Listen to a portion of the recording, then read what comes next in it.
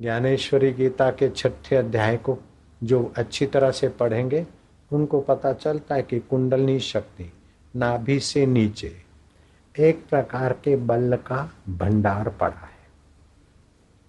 योगी प्राणायाम और साधना करके 12 वर्ष में भी उसको जगा ले तभी भी खुशी की बात है। 12 महीने में भी जगा दे हो सकता है। 12 दिन में भी वो शक्ति जाग जाए हो सकता है। और गुरु कृपा हो जाए, स्पर्श दीक्षा मिल जाए अथवा दृष्टिपात की दीक्षा मिल जाए तो 12 घंटे में भी 4 दिन की शिविर 12 घंटे 2-2 घंटे सुबह शाम 4 घंटे 3 दिन 12 घंटे में भी कईयों की वो शक्ति जागृत हो जाती। रामकृष्ण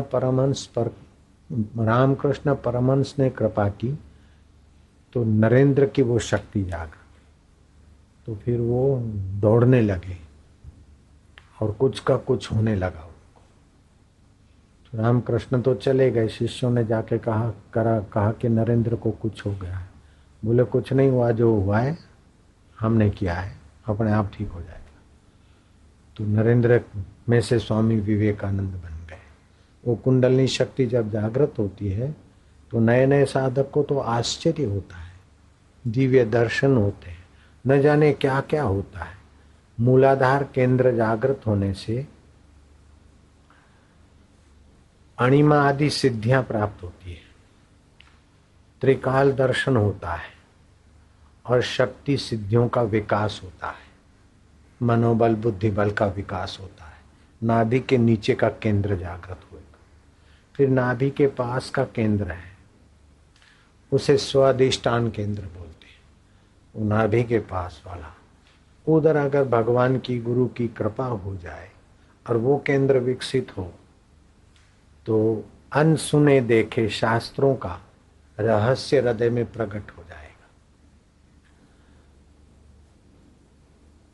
उसका श्वास जो है सुषुम्ना में प्रवेश करेगा। अभी क्या होता है, साधारण लोग या तो सूर्य नाड़ी से श्वास लेते छोड़ते या तो चंद्र नाड़ी से,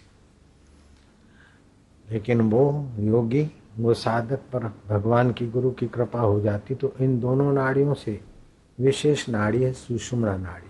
कभी कभी दोपहर को किसी किसी की थोड़ी देर चलती है, लेकिन जैसे अभी जंप कराया तो ये सुषुम्ना नाड़ी चलने में मदद मिलेगी और स्वास्थ्य में अच्छा रहेगा। ऐसा घर में भी रोज करना,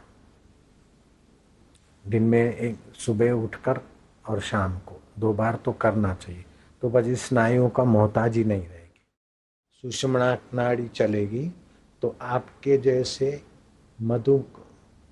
मधुमक्खियों का छत्ता उड़ता है तो मक्खियाँ कहाँ जाती पता है कि उसमें एक रानी मक्खी होती है। रानी मक्खी जहाँ जाती है वहीं सारी मक्खियाँ फॉलो करती है। ऐसे ही तुम्हारी 72,000 नाड़ियाँ हैं यहाँ तक, वैसे तो लाखों है।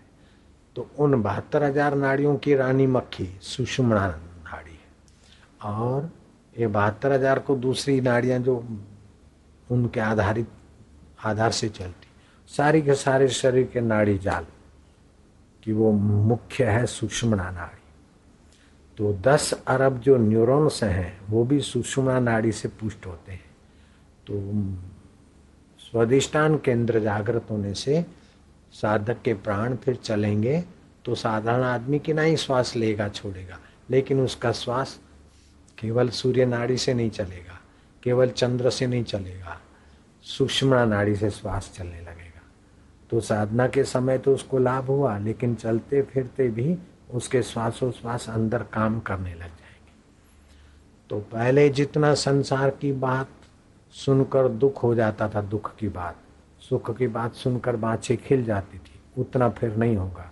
वो पुष्ट हो गया। जैसे तुम छोटे थे ना तो चवन्नी के चॉकलेट लॉलीपॉप से तुम इतने राजी हो जाते और 2-4 आने के खिलौने छीन लिए तो तुम बहुत नाराज हो जाते। मानो पूरा गढ़वाल कुछ भी माना नहीं रखता है।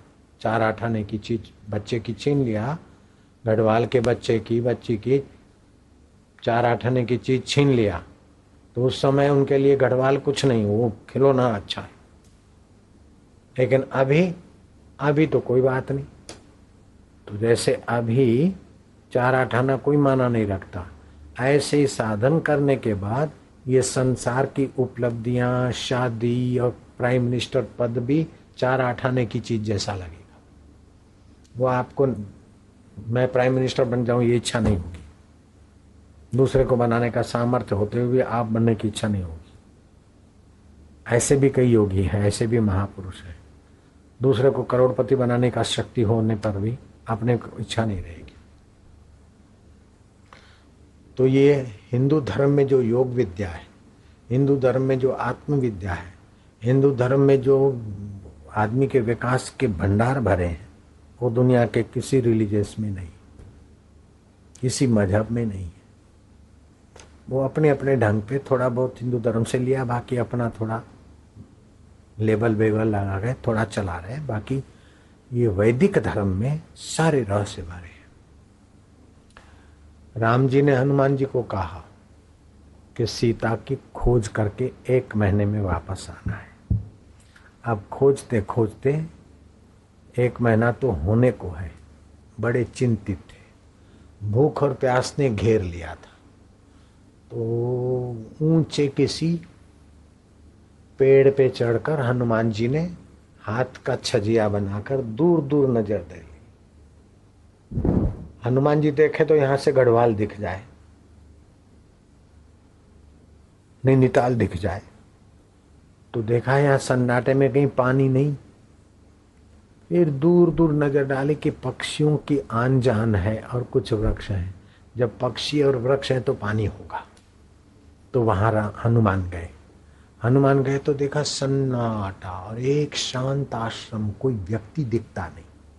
तो खोजते खोजते देखा कि एक कन्या बैठी है ध्यान में। उसका नाम था स्वयं प्रभा।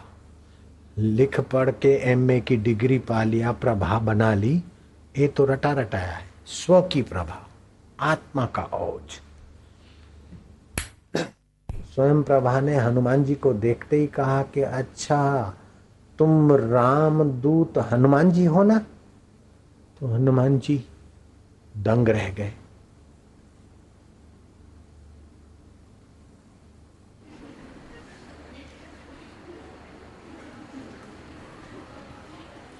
देवी आपने सत्य कहा है।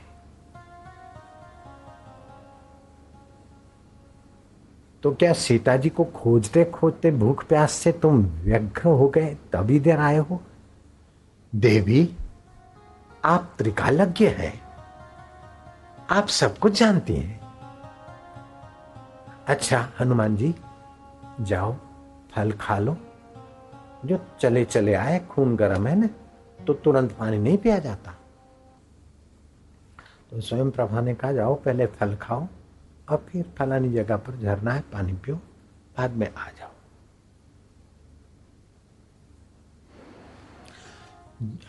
करोड़ों लोग हनुमान जी को प्रणाम करके अपना भाग्य बनाते और हनुमान जी भारत की उस कन्या को प्रणाम कर रहे।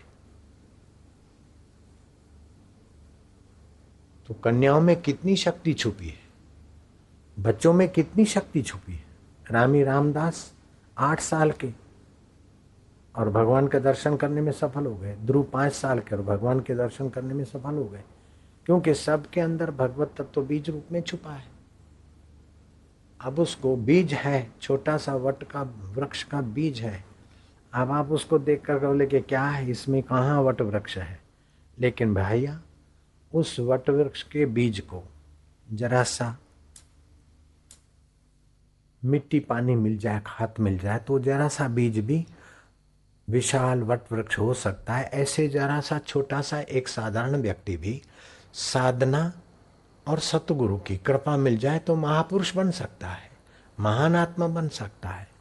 तो स्वयं प्रभा को कोई सतगुरु मिल गए थे और सतगुरु मिले और स्वयं प्रभा ने सतगुरु की कृपा को मानो पी लिया। जो सतगुरु ने कहा इस ढंग से उसने साधना जाके शुरू कर दी। तो गुरुवर मेरी साधना कब सफल होगी? बोले बेटी साधना उस दिन सफल हो जाएगी जब रावण सीता को चुरा के ले जाएगा और राम जी हनुमान को आज्ञा करेंगे और सीता की खोज करते करते भूख प्यास से व्याकुल हनुमान जब तुम्हारे यहाँ आएंगे तो समझ लेना तुम्हारी साधना पूरी हो गई। तो आप आए तो मुझे लगा कि आप हनुमान जी हैं, और सीता को खोजते खोजते भूख प्यास से, ये मेरे को गुरुजी ने कहा था। तो अंगद भी थे, जामवंत भी थे, सुग्रीव आदि थे। तो स्वयं प्रभा ने कहा कि तुम सीता को खोज रहे हो तो क्या आंखें खोल खोल के खोज रहे हो कि आंखें बंद करके खोज रहे हो? तो सुग्रीव जरा राजसी आदमी था, सोचा कि एक ऐसी लड़की है, हम आंखें बंद करके कैसे खोजेंगे, आंखें को फाड़ फाड़ के खोज रहे हैं। बोले अंगद रुष्ट मत होना, सीता को खोजना है तो आंखें फाड़ कर सीता नहीं मिलेगी, आंखें बंद करो। सीता माना राम की अर्धांगिनी, राम माना ब्रह्म और सीता माना ब्रह्म विद्या। तो ब्रह्म विद्या में जैसे योगी ध्यान करते और अंदर जाते, ऐसे ही सीता को खोजो। मैं खोज के बताती हूँ। ध्यानावस्थित गतेन मनसा पश्यन्ति यं योगिनः यशान्तं विदुसुरासुरगणा देवाय तस्मै नमो नमः। जिस परमेश्वर के ध्यान में देवता ब्रह्मा जी सुर आदि शांत होते हैं और सब कुछ पाते, उसी परमात्मा में वो शांत हो गए। और क्षण भर में कहा कि सीता को इधर उधर क्यों खोजते हो, वो तो समुद्र पार अशोक वाटिका में है, जहां शोक का प्रभाव न पड़े, ऐसी अशोक वाटिका। तो बोले दरिया समुद्र किनारे जाते जाते तो हमारा जो मयाद है 1 महीना पूरा हो जाएगा, समुद्र किनारे हम पहुंच नहीं सकते, और वो समुद्र किनारे से पार है, कैसा होगा? स्वयं प्रभा कहती है आप चिंता न करो, आप आंख बंद करो हनुमान, आप में उड़ने की शक्ति है, लेकिन सब लोग इतना तेज नहीं जा सके, मैं तुमको मदद करती हूँ। आंख बंद करो, मैं अपने योग शक्ति से आपको समुद्र किनारे पहुंचा देती हूँ। बस आंख बंद किया, क्षण भर में खोल लेना, आप समुद्र किनारे होंगे। आंख बंद किया और स्वयं प्रभा ने अपनी योग शक्ति से ठांडे सकल सिंधु के तीरा, रामायण में लिखा हुआ है। एक किसी योगी ने, साधक योगी था, उसने सुना कि हिमालय में बद्रीनाथ के रास्ते पहले जोशी मठ आता है। जो लोग गए बद्रीनाथ उनको पता होगा जोशी मठ आता है। फिर बद्रीनाथ नहीं जाना है, जोशी मठ से पहले पिपल कोटी आता है, पिपल कोटी से सीधा पूर्व की तरफ चलते जाओ चलते जाओ तो फलाना पर्वत आएगा, वहाँ अलग अलग पहाड़ों के नाम है। उस पर्वत से थोड़ा सा उधर को जाओगे तो एक ऐसा रास्ता आएगा, उसमें अंदर अंदर चले जाओगे तो फिर ऐसी ऐसी गुफा आएगी और वहाँ बड़े सिद्ध पुरुष रहते हैं। 1952 में योगानंद सरस्वती ने ये बात, तो विष्णु प्रयाग से आगे मृत्युशय पहाड़ है, तो उधर बड़े योगी सिद्ध पुरुष रहते हैं। तो खोजते खोजते 1952 की बात है, आज से 52 वर्ष पहले की बात है, योगानंद सरस्वती पहुंचे तो सही, खोजते खोजते और बड़ी मुश्किल से लेट के उस जगह में से थोड़ा पसार होना पड़ा, और फिर देखा तो चौड़ी जगह, फिर थोड़े झुक के गए और देखा तो एक सफेद लंबी दाढ़ी वाले समाधिस्थ और दूसरे कुछ कद छोटा और काली दाढ़ी। तुम इधर कैसे पहुंचे? बोले महाराज मुझे योग सीखना है। तुम भूखे प्यासे हो, हमारा पता इधर का किसने दे दिया तुमको? अच्छा तो वहां झरना है, जल पियो, लेकिन खाने का वहां तुमको जो प्रिय है वो वस्तु पड़ी है, जाओ। तो बोले मुझे लड्डू और चवाणा प्रिय था, तो लड्डू और चवाणा का थाल तैयार। सोचा कि ऐसी गुफा में ये ताजे लड्डू और चवाणा कहां से आ गया, भूसा। और योगी ने कहा कि जितना खा सकूं उतना लेना, जूठन मत रख बचाना। तो मैं भूखा था तो मैंने जरा ज़्यादा ले लिया, लेकिन खा न सका। तो फिर मैंने, अब जूठन बचाना नहीं तो उस झरने में जैसे बेईमानी की चाल होती है मनुष्य की, पता न चले, फेंक दिया। मैं खा के गया। बोले अच्छा खा लिया, पानी पी लिया बेटा? बोले हाँ। जूठन तो नहीं बचाई? बोले नहीं गुरु जी। अच्छा, योग सीखने आया है? आंखें बंद करो। मैं चला था ऋषिकेश और आंखें बंद किया तो आंखें खोली तो ऋषिकेश में पड़ा हूँ। फिर वो पर्वत खोदते खोदते मैं थक गया, आज तक वो जगह नहीं मिली। ये 1922 की घटना है। जूनागढ़ में गिरनार है, वो तो फिर अभी कुछ वर्ष पहले की बात है। सुना है कि गिरनार में भी कोई ऐसे गुप्त योगी रहते हैं। लोग घूम के आते, पहाड़ियाँ चढ़ के आते, लेकिन कुछ अदृश्य योगी जहाँ रहते हैं वहाँ कोई पहुँचता नहीं। मैं जाऊँगा, ऐसा किसी संत ने ठान लिया। 19 तारीख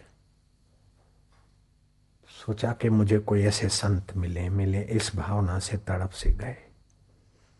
तो गिरनार की आधी पहाड़ियाँ चढ़ा और कुछ थोड़ी पगडंडी थी। तो किसी संत ने बुलाया कि इधर आओ। मैं गया। बोले जोगियों का दर्शन करना है? अच्छा चलो मेरे पीछे पीछे आओ। गए तो एक बड़ी चट्टान हटाई और वहां गए तो ये दुनिया का कोई पता ही नहीं, कुछ अलग सी दुनिया, अलग से वृक्ष, ये वो सब। हम तो ताजुब हो गए और हमको कुछ संत दिखे। फिर समय कैसे गया, कितना गया पता नहीं चला। जब मुझे वो बाहर जहाँ से लेने को आए थे वहाँ छोड़ दिया तो कुछ स्कूल के बच्चे ऊपर जा रहे थे। तो किसी ने पूछा कि आज कई तारीख है? तो दूसरे ने कहा कि तन खबर છે ને 21 तारीख છે। मैं क्या नहीं, आज 19 तारीख અને शनिवार। तो छोकरे हंसने लगे कि आज 21 तारीख और सोमवार है। महाराज आप क्या बोलते? बोले नहीं, मैं तो शनिवार को ऊपर सुबह चढ़ा था और अभी थोड़ा घूम के किसी योगी के साथ आया हूँ। बाद में पता चला कि मेरा तो 1.25 दिन गुजर गया। तो वहाँ का देश काल अलग होता है। ऐसी ऐसी भी सृष्टियाँ हैं। तो ये सारे रहस्यों का खजाना तुम्हारे अंदर भरा है। यथा पिंडे तथा ब्रह्मांडे। जितना पढ़ाई में एमए में अथवा बीए में अथवा एसएससी में सिर खपाया और सर्टिफिकेट मिला, हमने तो इतना सिर नहीं खपाया। 7 साल गुरु के कहने में थोड़ी थोड़ी साधना 2-2 घंटे करते थे बस। बाकी चिंतन विंतन एक बार 40 दिन लगातार कमरे में बंद हो गए और उससे जो रहस्य मिले तो वो तो अभी तक खुटता नहीं। तो अंदर का खजाना, ये रहस्य प्रकट होते हैं। रोगों से मुक्ति होती है स्वाधिष्ठान केंद्र विकसित होने से। फिर तीसरा केंद्र है मणिपुर केंद्र है। पाताल लोक की रहस्यों को जान सकते हैं, उसे बोलते पाताल सिद्धि। सर्व दुख नाशिनी, सर्व दुख निवृत्ति वाली शक्ति जागृत होती है। सारे मनोरथ आपके फलित हो जाते हैं। आपके आशीर्वाद से दूसरे लोगों के मनोरथ भी फलने में मदद मिल जाती है। तो ये योग साधना के 7 केंद्र हैं। एक एक केंद्र का ढेर सामर्थ्य छुपा है, लेकिन उसमें रुचि जिसकी हो और लगातार साधन करे। जैसे भोजन लगातार बनाया जाता है, ऐसा नहीं थोड़ी देर चूल्हे पे रखा 2 मिनट फिर उतार दिया, फिर 2 मिनट रखा, फिर 1 घंटा उतार दिया, फिर 5 मिनट रखा और फिर 4 दिन पतीली उतार दी, तो कुछ नहीं बनेगा। ऐसे अपन साधना थोड़ी सी करते, फिर साधना के विपरीत असाधन ज़्यादा कर लेते, कान में पान में मिलने में। तो जो महत्व साधना को देना चाहिए, अपनी शक्तियां जगाने को जो इम्पोर्टेंस देना चाहिए, महत्व देना चाहिए, वो नहीं देते। इसलिए धार्मिक लोग करोड़ों मिलेंगे, लेकिन धर्म के खजाने को पाने वाले करोड़ों लोग नहीं मिलेंगे, क्योंकि साधना में सातत्य नहीं है। तो हम लोगों को आप बापूजी बापूजी बोलते, जैसे तुम कथा सुनते थे ऐसे हम ही तो कथा सुन सुन के तो हमको रंग लग गया विशेष कि चलो भाई अपने को साधना करना है, पाना है। तो साधना किया और पाया भी। तो जब हम साधना करके पा सकते तो तुम क्यों नहीं पा सकते? हमको भगवान का खजाना मिल सकता है तो आपको क्यों नहीं मिल सकता है? बोले हमको भी मिला है, लेकिन आपको मिला है उतने में रुको नहीं, और भी है। हमने कर ली शादी, चलो भैया खुश हो गए, फिर क्या? ये देखा कि ये तो खुश हो, इनकी थोड़ी देर की खुशी के लिए हमारा तो सर्वनाश हो रहा है। हम तो छलांग मार के चल दिए।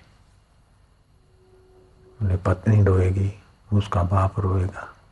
अब भाई खुश हुआ, माँ खुश हुई, हम जाएंगे तो पत्नी रोएगी, माँ रोएगी, भाई रोएगा, पत्नी का बाप रोएगा, पत्नी की माँ रोएगी, पत्नी का भाई रोएगा, पत्नी की भाभी रोएगी। अब उनके रोने को देखो तो मत जाओ, नहीं तो फिर आप अपने रहो, अपन रहे तो क्या वो रोना बंद होगा? वो तो 84 लाख जन्मों में रोते रहेंगे, अपने को जो करना है कर डालो भाई। तो हम तो छलांग मार के चले गए। अब उनको रोना हो चाहे हंसना हो, उनकी मर्जी। ठेका लिया है क्या? अरे वो रोएगा, वो रोएगा, वो रोएगा, मेरी माँ दुखी है, मैं कैसे जाऊं घर छोड़कर। माँ रोती थी, मेरा भाई रोता था, पत्नी रोती थी, माँ रोती थी। अभी वो महंगी बा माता की समाधि पूजी जाती। एक बार आप ऊपर उठते हो तो आपके साथ जो भी जुड़े हैं कुटुंबी, उनका सबका प्रोग्रेस हो जाता है, सबका भला हो जाता है। मैं अपने लिए नहीं चाहता हूँ, मेरी माँ के लिए चाहता हूँ। हाँ तो माँ के लिए चाहो, भाई के लिए चाहो, अपना ईश्वर को पाओ तो सबके लिए, जिसके लिए चाहते हो उनका भी भला होगा, जिनके लिए नहीं चाहते हो उनका भी तुम्हारे दर्शन से भला होगा। तुम इतने महान हो सकते हो।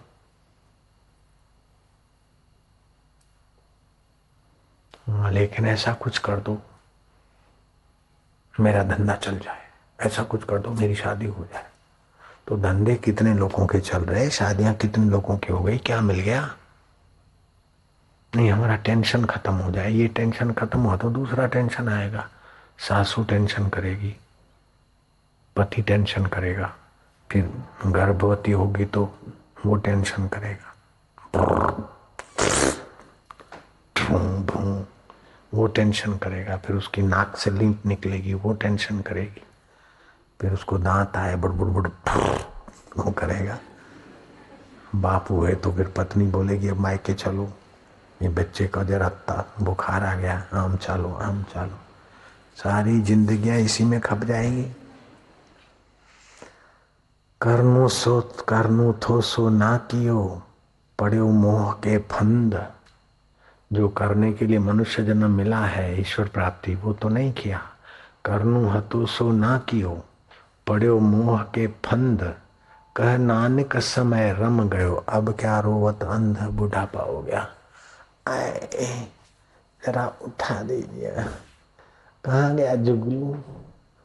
में तो खाना हजम नहीं होता है, दांत भी है, नाक टेढ़ी हो गई, आंखें अंदर चली गई। अब कोई पूछता ही नहीं। जब जवानी थी कुछ कर सकते थे तो नहीं किया, बुढ़ा बुढ़ी हो गई, बुढ़ा हो गया, अब कोई पूछता ही नहीं। आप कर रोएगे तो क्या होगा? सारे बुढ़ी बुढ़े रोते बेचारे। अभी मम्मी का टेंशन है, फिर तुम मम्मी बनोगे, तुम बेटियों का टेंशन होगा, तुम्हारी बेटियों की शादी नहीं होगी तो टेंशन कहाँ जाएगा? बेटे होंगे और वहां लोफर हो जाएंगे तो टेंशन होगा। मैं शादी कर लूं, मेरे बेटे हो जाए, लोफर हो जाएगा तो टेंशन, आज्ञा नहीं मानेगा तो टेंशन। बेटी हो गई और उसके विवाह नहीं होता तो टेंशन, विवाह हो गया और पति पत्नी झगड़ते तो टेंशन। ईश्वर प्राप्ति के सिवाय टेंशनों की जड़ कटती ही नहीं है भांजे, समझ लिया भांजी? ईश्वर प्राप्ति के सिवाय मुसीबत की जड़ कभी नहीं कटती। एक पत्ता तोड़ दें टेंशन गया, लेकिन दूसरे कई पत्ते पैदा हो रहे हैं। जड़ को काटो। टेंशन के पत्ते बनाने वाली जड़ जो है न अज्ञान, अपने और ईश्वर के बीच में जो अज्ञान है उसकी जड़ को काटो और ईश्वर को प्रकट करो, तब दुख मिटेगा भांजी। बाकी दुख मिटाने का दूसरा कोई उपाय नहीं है। निहत्ता कृष्ण पूरी सेना को भारे है भांजे, नियथा कृष्ण पूरी सेना को भारी है भांजे। क्योंकि कृष्ण ने अपने आप को जान लिया, इसलिए पूरी सेना को भारी है। लेकिन भांजे को भी भारी है, शाकुनी को भी भारी है, क्योंकि कृष्ण अपने आप में मधुमय है ना। कृष्ण ने अपने आत्म स्वभाव को जाना है, इसलिए भारी पड़ते हैं। कौन हराए कृष्ण को? कृष्ण की जिस पर कृपा है उस अर्जुन को कौन हराए? तो आप जैसे कृष्ण की कृपा से अर्जुन नहीं हारता, ऐसे आपकी कृपा से कई लोग हारने से बच सकते हैं। इतनी शक्ति है भांजे भांजियों में। लेकिन क्या है कि जैसे मुखी का लड़का था, एक गांव का मुखी था, सरपंच को मुखी बोलते। पहाड़ों में तो प्रधान बोलते हैं, छोटे छोटे गांव का सरपंच होता उसको प्रधान बोलते हैं। और पहाड़ी इलाकों में जो प्रधान होते ना, उनको मस्का मारने वाले क्या बोलते, कह रहे भाई प्रधानमंत्री को तो हमने नहीं देखा, आप तो हमारे प्रधान नहीं प्रधानमंत्री हो। बस एक दो सिगरेट का पॉकेट दे दो और वो प्रधानमंत्री हवा में उड़ेगा। 200 झोंपड़े का गाँव का 150 मकानों का प्रधान अपने को मैं कोई चीज। तो ऐसा कोई मुखिया का लड़का था, प्रधान का बेटा था। अब कुमाऊं का होगा कि गढ़वाल का होगा कि कहीं का भी होगा, लेकिन वो प्रधान का बेटा था, मुखिया का बेटा। वो बचपन में शादी का जमाना था, तो छोटी सी दुल्हन और छोटा सा दूल्हा, ब्राह्मण मंगलम भगवानम मंगलम गणध्वजा मंगलम पुंडरीकाक्षाय सर्वमंगलाय तनो हरिवर कन्या, ये सब कर रहा था। इतने में बाहर डुगडुगी बजी, वो बंदरियां नचाने वाले की। तो जो प्रधान का बेटा था ना, मुखी का बेटा, वो उठ के दौड़ा। तो बाप ने कहा बेटा कहाँ जाता है, कहाँ जाता है? बोले वो मैं बंदरियां देखने जाता हूँ। अरे फेरे फिरने। बोले पापा तुम फिर लेना। पापा नहीं बोला होगा, पिताजी तुम फिर लेना। अरे शादी तुझे करना है। बोले नहीं नहीं मैं बंदरियां देखने जाता हूँ। अब शादी करने वाला बंदरियां देखने जा रहा है और फेरे दूसरे फिरेगा क्या? ऐसे ये जीवात्मा भी प्रधान का बेटा है। मन बन गया प्रधानमंत्री और आप बन गए उसके बेटे और भागे जा रहे हैं बंदरियां देखने को। अरे ईश्वर प्राप्ति के फेरे फिरो ईश्वर से। 3.5 फेरे ही फिरने हैं। कुंडलनी शक्ति 3.5 फेरे मार के बैठे आपको साधना में, वो 3.5 फेरे सीधे करने, बस फिर तो जगी शक्ति चली। 7 फेरे नहीं फिरने, 3.5 फिरने बस। ज्ञानेश्वरी गीता में सब लिखा है। 3.5 कुंडल मार के वो जीवनी शक्ति पड़ी है, उसे कुंडलनी शक्ति कहते। वो सुषुप्त है तब तक, ये जीव जब जागृत होता है तो ईश्वरत्व की तरफ ले जाती है।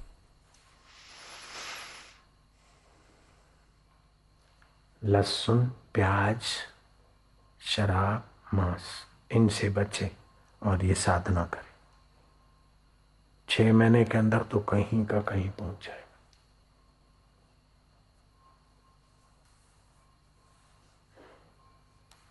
कानपुर में आज से 35 साल पहले, कानपुर आर्यनगर, आर्यनगर है ना, कानपुर में आर्यनगर है, वहाँ बड़ा मैदान था, वहाँ संत सम्मेलन हुआ था 35 साल पहले, आज से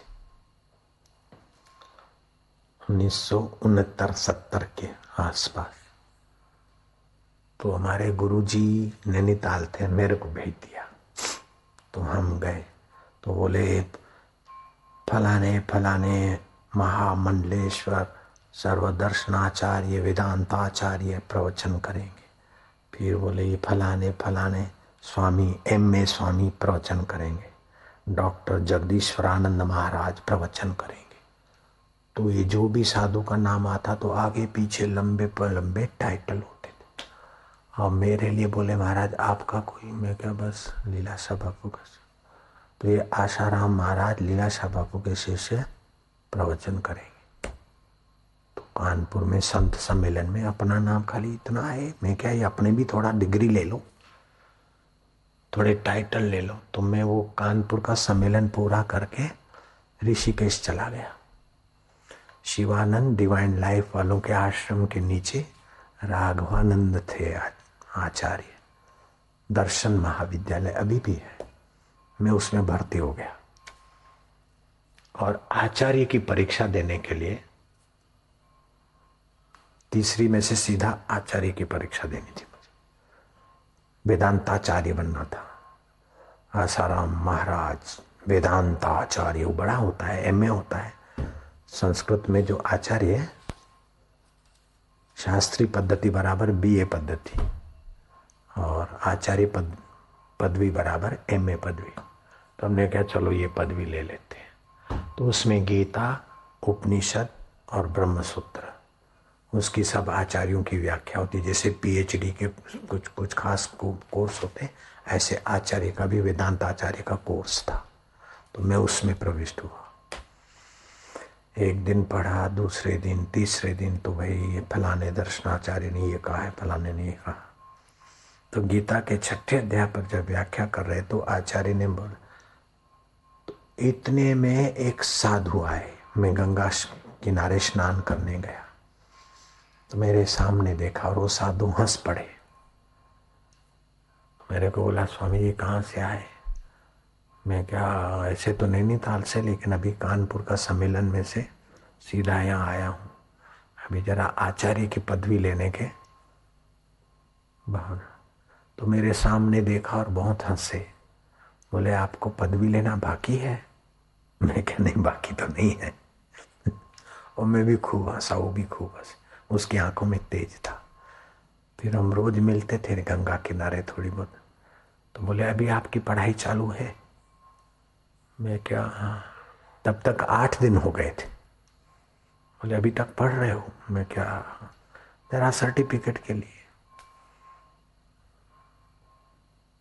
बोले अच्छा। तो दूसरे दिन गीता के 6ठे अध्याय पर व्याख्या हुई। तो जो हमारे पढ़ाने वाले आचार्य थे उन्होंने व्याख्या की, फिर दूसरे विद्यार्थी ने की, तो हमने की।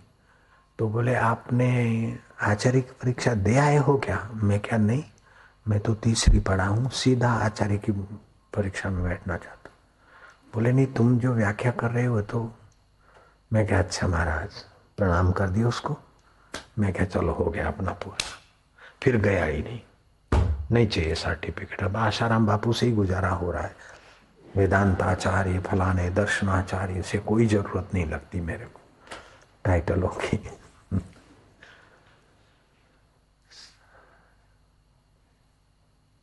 सर्वम अधितम तेना तेना सर्वम अनुष्ठितम ये न आशा पृथक कृत्वा नैराशा अवलंबितम। उसने सर्व अध्ययन कर लिया, उसने सब अनुष्ठान और पठन कर लिया। जिसने संसार से सुख लेने की आशा छोड़कर संसारी सुख से निराश होकर भगवान के सुख में लग गया, उसने सब पढ़ लिया। ये हितोपदेश हम पढ़ते थे संस्कृत में, घर में थे तब। तो इसका श्लोक मुझे जच गया। तो वो परीक्षा देने के बदले मैं जाके किसी साधु की समाधि पे बैठ गया। परीक्षा के दिन थे संस्कृत के। तो फिर ये श्लोक आ गया तो वो परीक्षा छोड़ के फिर ये आचार्य की परीक्षा देने का हुआ। तो फिर वो साधु मिल गया और ये गीता के 6ठे अध्याय की व्याख्या, हमारी व्याख्या ऐसी हुई कि वो सब बोले आप तो आचार्य करके आए। मैं क्या अच्छी बात है, हो गए अपना आचार्य करके ही आए। यहाँ करशन भाई रहते थे, वो पीएचडी कर रहे थे। तो उनको किसी ने कहा कि पीएचडी में तुमको मदद मिलेगी, आशाराम बापू के पास जाओ। तो करशन भाई इधर आए। तो मेरे को पीएचडी करना है मेरे को। मैं कहा देखो हमारा सत्संग। तो फिर वो सत्संग सुन के यहीं आश्रम में करशन भाई माड़ी, तो उनको पीएचडी पढ़ाने वाले आए। बोले बापूजी अब ये ठीक जगह पर पीएचडी कर रहे हैं। मैं क्या भाई हम तो 3 पढ़े हैं। बोले नहीं, ठीक जगह पर पीएचडी कर रहे हैं।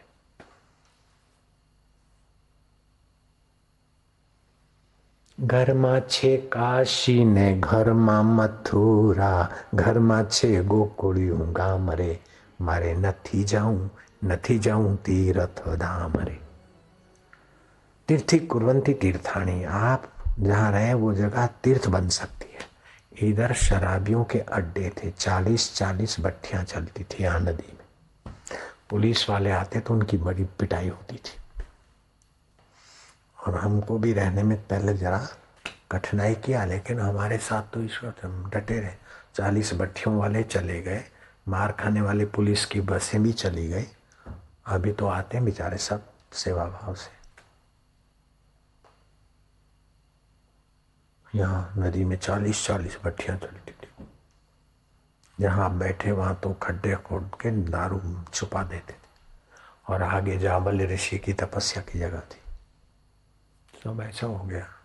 एक उसको साध लो, एक परमेश्वर को साध लो, बस सब सद जाएगा।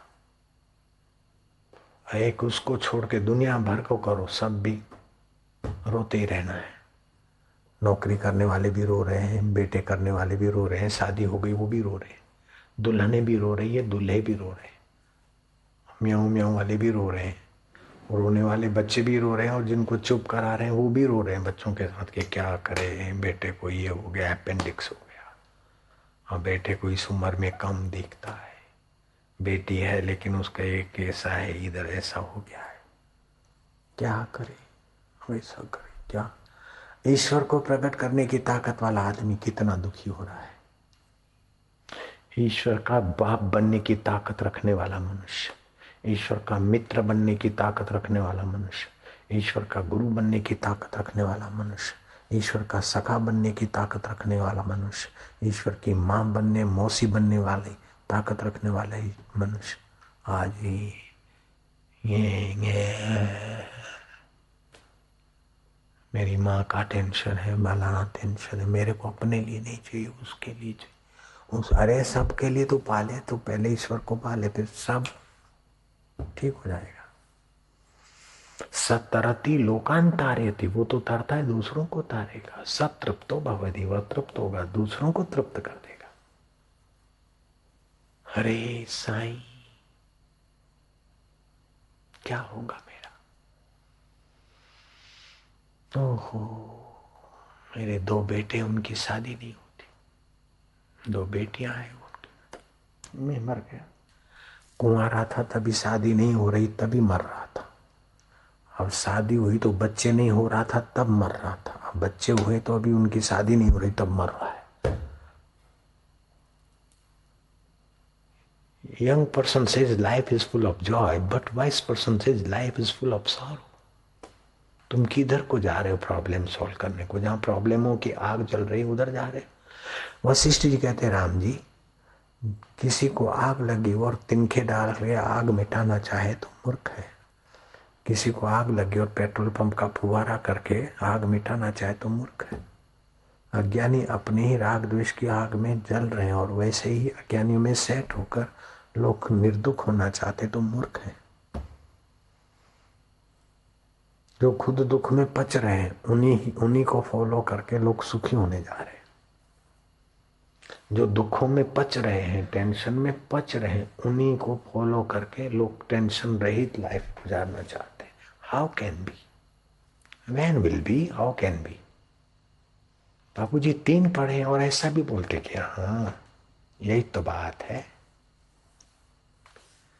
नारायण नारायण नारायण नारायण। एक साधे सब सधे, सब साधे सब जाए। एक कहते सब होते है, सब ते एक न हो। एक आत्मा से सब होता है, सबसे आत्मा नहीं बनता। परमेश्वर से सब होता है, सब मिलके परमेश्वर को नहीं बना सकते। उस परमेश्वर के निकट आओ, बस जल्दी से जल्दी पाओ, तड़प बढ़ा दो।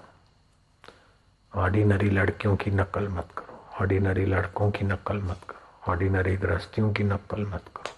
मीरा होती तो क्या करती, शबरी होती तो क्या करती, ध्रुव होते तो क्या करते, रामकृष्ण होते तो क्या करते, विवेकानंद होते तो क्या करते, बुद्ध होते तो क्या करते, महावीर ने क्या नहीं किया।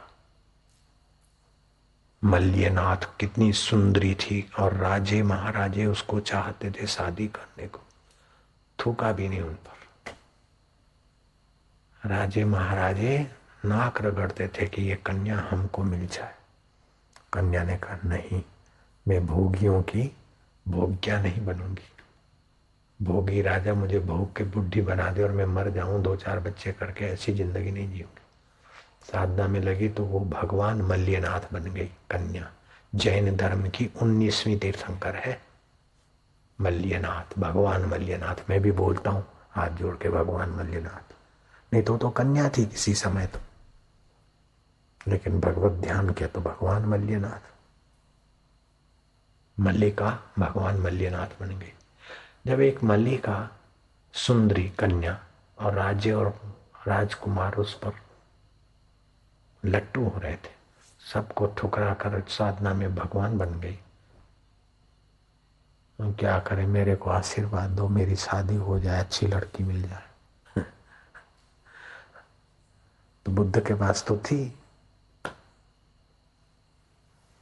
मेरे को अच्छा लड़का मिल जाए। अच्छा लड़का मिल गया तो क्या प्रॉब्लम सोल्व हो गए? और प्रॉब्लम बढ़ेंगे, क्योंकि अच्छा लड़का मिला तो ज्यादा प्यारा होगा, ज्यादा प्यारा होगा तो कमर तोड़ प्रोग्राम ज्यादा हो जाएगा, जल्दी बुढ़ी बन जाएगी तो। अच्छी लड़की मिली तो तू जल्दी बुढ़ा बन जाएगा।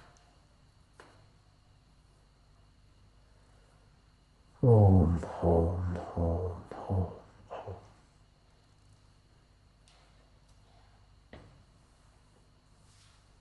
क्या करे अब तो सत्संग में समझाए छे, नहीं तो वहां आंधળી दौड़। एक भूला दूजा भूला, भूला सब संसार। जैसे कुएं में भांग पड़ी, जो भी पिए सब नशे में। तो माहौल में बेचारों का कसूर नहीं है, ऐसे ही माहौल में रहते। पढ़ो लिखो शादी करो बच्चे करो और टेंशन में होके मर जाओ बस। टेंशन मिटाते मिटाते टेंशन का शिकार होके मर जाओ। अब हम शादी करेंगे तो पिता माता का टेंशन दूर होगा। तो पिता माता भी शादी करने से उनका टेंशन, उनके माँ बाप का टेंशन दूर हो गया क्या? संसार को फॉलो करने से टेंशन लेस कभी नहीं होगा, ईश्वर को फॉलो करने से टेंशन लेस होगा। क्या ख्याल है? अभी तो समझ में आता है, लेकिन दरवाजे के बाहर जाएंगे तब दूसरी खोपड़ी हो जाएगी। हम कहाँ मना करते शादी करने की, लेकिन एक बार ईश्वर को पालो पहले। और शादी हो गई तभी भी संसार में मत गिरो, ईश्वर को पाके फिर। नहीं हुई तो करो ही मत, और हो गई तो ईश्वर को पाने के बाद संसारी बनो।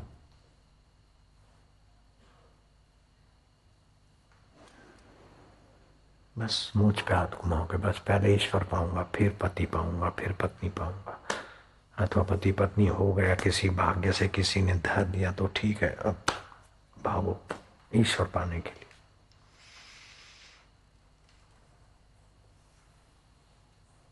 शबरी बिलन के फेरे फिर रहे थे, पंडित ने कहा सावधान सावधान। तो शबरी सावधान हो गई कि ये तो फंसने का है। छेड़े खोल के तो भाग गए। उसका बाप देखता ही रह गया, जान वाले देखते रह गए। दूल्हा है तेरे जैसे दूल्हे कई जन्मों में मिले। शबरी भाग गई तो भाग गई नहीं, ठीक जगह पर पहुंची शबरी। और राम जी झूठे बेर खा रहे शबरी के है। नहीं तो उसकी मम्मी को दुख हुआ होगा, शबरी की माँ को, शबरी के पापा को भी दुख हुआ, और शबरी के भाइयों को भी दुख हुआ था उस समय। लेकिन अभी उनका कितना कल्याण हुआ।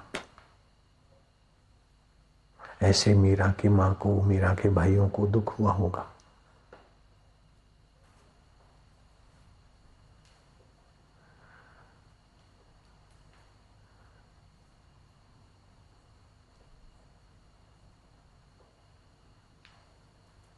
क्या करिए क्या जोड़िए थोड़े जीवन काज, छोड़ी छोड़ी सब जात है देह गे धनराज। कौन किसका साला, कौन किसका ससुर, कौन किसका बाप, कौन किसका। तो चला चली का मेला है। जिसने ईश्वर पा लिया वो जीत गया, बाकी सब मरे जन्मे मरे। अब कितने मकोड़े आए, कईयों के साले होंगे, ससुर होंगे, वो पतंगिया है, वो भी किसी जन्म में मनुष्य बने होंगे। अब कौन पूछता उनको? कितने कीड़े मकोड़े भी तो कभी मनुष्य बने थे। मम्मी का टेंशन दूर किया होगा, पापा का टेंशन दूर किया होगा, अभी मकोड़ों का टेंशन कौन दूर करता है? Oh my god, what we think, surprise. આટલા ડોલર થઈ જાય એટલે નિરાત. પણ મેન તો મરી જઈશું ને ખપી જઈશું તો એ નિરાત ના આવે. 2 રોટલા ખાવાના. पहला ईश्वर प्राप्ति करवानी चाहिए. डॉलर की ऐसी तैसी.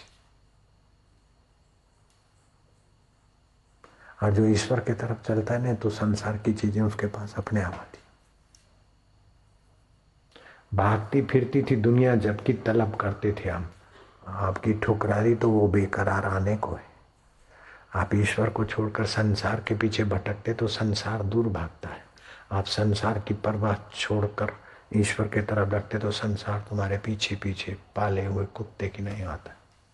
ऐसी बात. लेकिन इतनी बार तो मेरी शादी हो जाए. यार बना है दूल्हा फूल खिले हैं दिल के मेरी भी शादी हो जाए दुआ करो सब मिलके. ये जॉनी वाकर बजाता था. ऐसी पिक्चर में मेरे को ले गया कि ये शादी का मानता नहीं, चलो जरा पिक्चर दिखा के आए. तो जबरदस्ती पटा पुटा के वो पिक्चर दिखाने ले गए थे. जॉनी वाकर गाता था किसी की शादी थी. यार बना है दूल्हा फूल खिले हैं दिल के मेरी भी शादी हो जाए दुआ करो सब मिलके.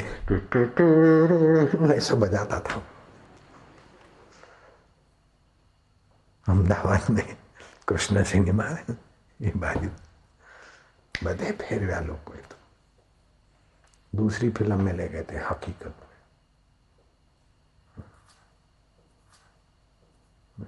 मैं तो रोता था फिल्म में नीचे आंखें में कि भगवान मेरा क्या पाप है कि इधर आया. बारात ले गए रोते आए. ये क्या देखना सब चलचित्र फिल्म जिससे सारी दुनिया बनी वो तुम्हारे साथ है. उस परमेश्वर को देखो, परमेश्वर का आनंद लो, परमेश्वर को जानो. ये सब क्या चलचित्र देखना. पहले तो देश की खबर जानने के लिए थोड़ी समाचार के लिए टीवी खुलवा देता. वो भी नहीं देखता. तो पीछा दूर है. वो देखो फिर आगे पीछे का दूसरा भी देखो मरवा दे. ओम ओम ओम ओम ओम ओम ओम ओम नारायण नारायण नारायण.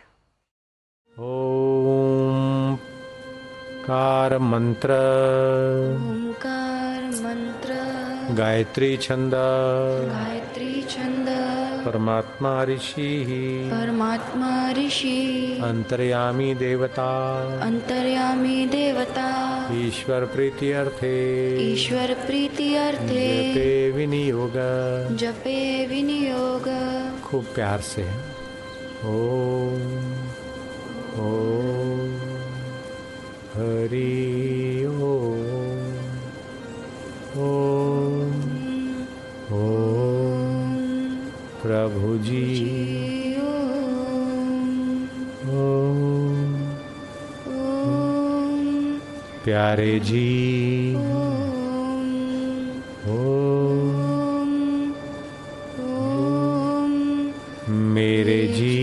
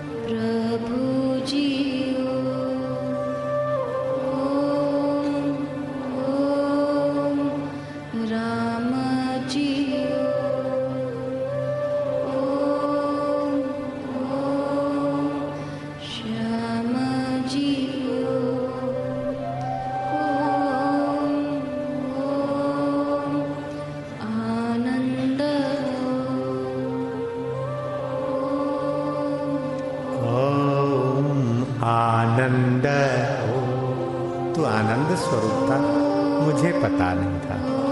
तू मेरे साथ था, सुहृद था, माधुर्य रूप था। प्रभु तेरी जय हो।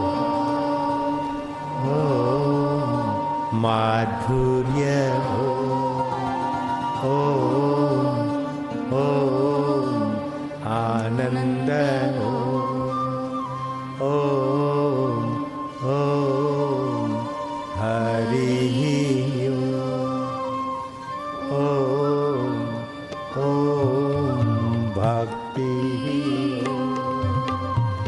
ओम ओम आनंद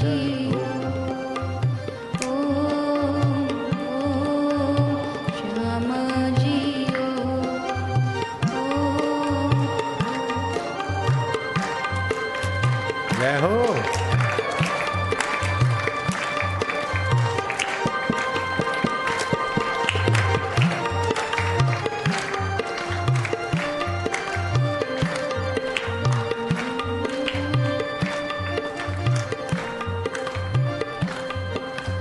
नारायण नारायण नारायण ओ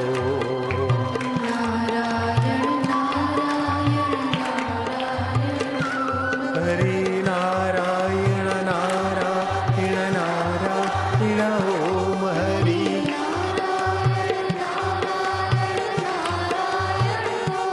शिव नारायण नारायण नारायण ओम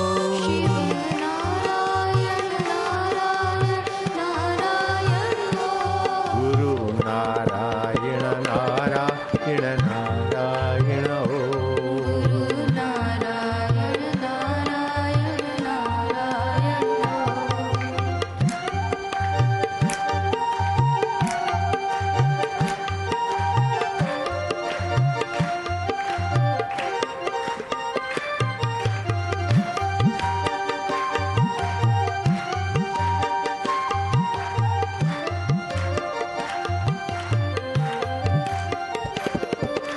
नारायण नारायण नारायण नारायण हरि नारायण नारायण शिव नारायण नारायण नारायण नारायण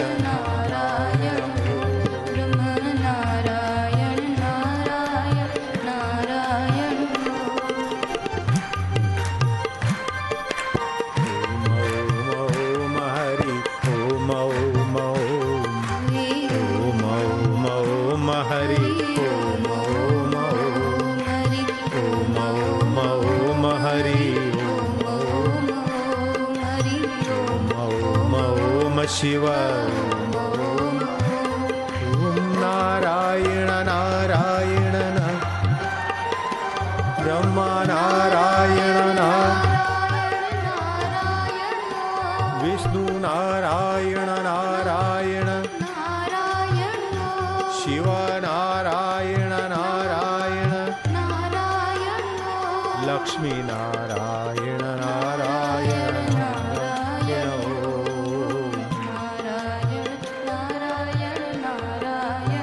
जय हो।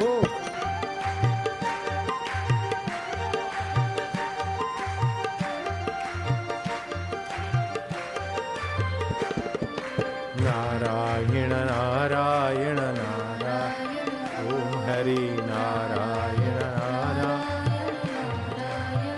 ओम ओम ओम ओम ओम ओम ओम ओम ओम ओम ओम ओम ओम ओम ओम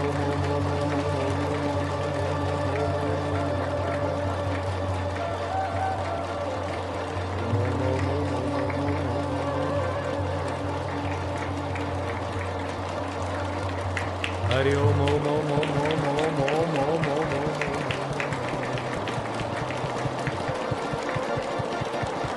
हरि ओम ओम ओम